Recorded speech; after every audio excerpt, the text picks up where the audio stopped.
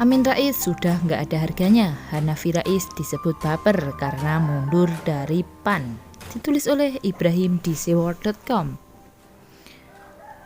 Selamat pagi Sobat Kura-Kura. Yang terbaru hari ini adalah berita mengenai mundurnya Hanafi Rais sehari yang lalu. Hal itu dimuat pada sebuah surat pengunduran diri olehnya yang bisa kalian lihat langsung di bawah ini. Setelah membaca tulisan tersebut, kita bisa menggarisbawahi bahwa Hanafi Rais telah mundur dari PAN dan juga jabatannya sebagai anggota DPR RI sekaligus ketua fraksi PAN dan dari anggota DPR RI fraksi PAN. Uniknya ketika kita melihat alasan beliau mundur adalah karena kejadian Kongres Februari lalu. Apakah Sobat Kura-Kura mengingatnya? Februari lalu ada adegan baku hantam antara sesama kader partai sendiri. Memalukan, tapi memang itulah yang terjadi di PAN saat itu. Kongres itu menghasilkan satu mufakat. Zulkifli Hasan kembali menang di sana sebagai Ketua Umum PAN periode 2020 sampai 2025. Karena Zulhas menang, Amin Rais meradang. Pak Amin sendiri syok karena untuk pertama kalinya mengalami kekalahan. Karena sebagai pendiri utama PAN, dia seperti tidak dianggap lagi saat ini oleh anggota partai dan ketua dewan pembinanya. Nah, karena hal tersebut, Amin Rais sudah tidak berharga di mata para kadernya. Mungkin secara rasional dia sudah mulai berhitung dan inilah hasilnya. Sang anak hengkang keluar dari PAN secara struktural dan utuh sampai ke dalam-dalamnya. Bisa jadi karena ada tekanan kuat di PAN yang mungkin menyindir-nyindir klan Rais tersebut, atau memang Hanafi Rais punya target lain. Tapi yang jelas Hanafi Rais disebut baper karena mundur dari PAN. Ucapan baper itu dilontarkan oleh adik kandung Hanafi, Mumtaz Rais. Secara terang-terangan Mumtaz menyoroti sikap politik sang kakak yang dinilai terlalu bawa perasaan alias baper. Sikap baper Hanafi menurut Mumtaz tak akan menularinya. Sikap baper politik yang dipertontonkan oleh Hanafi Rais serta adik-adiknya yakni Hanum Rais dan Tasnim Rais tidak akan berpengaruh sama sekali kepada saya, ujar Mumtaz Rais. Padahal saudara kandung, tapi mengapa Mumtaz begitu?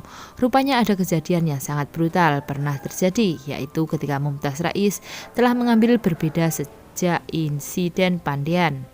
Dirinya terkena kasus pengusiran bahkan penganiayaan pada Februari 2020 atau disebabkan karena perbedaan pilihan politik di Kongres PAN. Semua kejadian itu terangkum dalam laman detik.com berikut.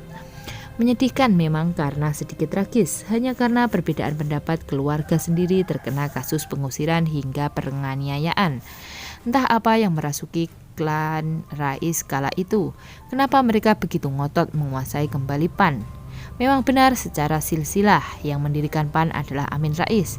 Tapi Amin Rais berbeda dengan SBY. Amin Rais belum pernah jadi presiden dan hanya terus jadi gelandangan politik sebagaimana yang telah diucapkan Gus Dur dulu.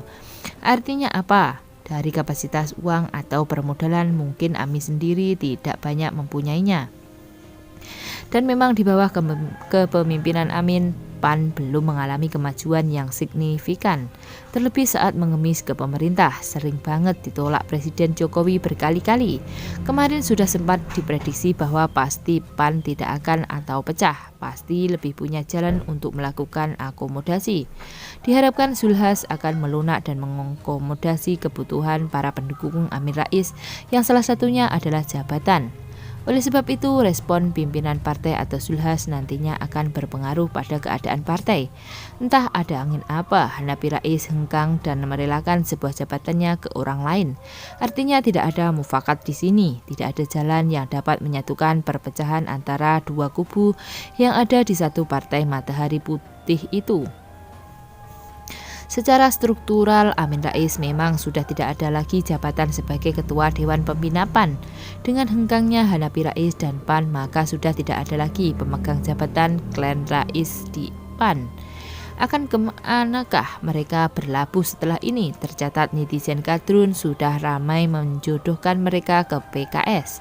Tapi konon kabarnya mereka klan Rais ini akan berlabuh di partai baru buatan Din Samsudin atau merapat ke Partai Gelora yang diketuai Fahri Hamzah dan Anies Mata.